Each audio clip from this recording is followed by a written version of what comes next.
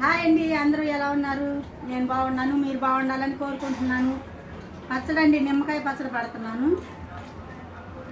నిమ్మకాయ పచ్చడి, ఆవకాయ పెరుగన్నం అంటారు, కానీ నిమ్మకాయ పచ్చడి కూడా చాలా బాగుంటుందండి పెరుగన్నంలోకి.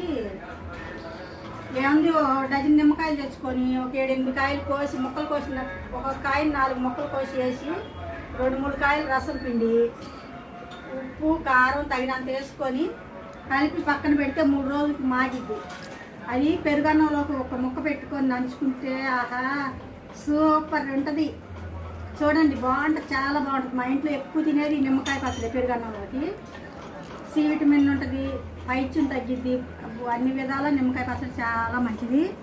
ఎప్పుడు ఇంట్లో ఉంటుంది, అయిపోతే మళ్ళీ పడతా ఉంటాను. ఉప్పు కారం అన్నీ సరిపోయినాయి అని చూసుకొని ఒక పక్కన 3 రోజులు పక్కన పెట్టాను అనుకోండి, నానిద్ది.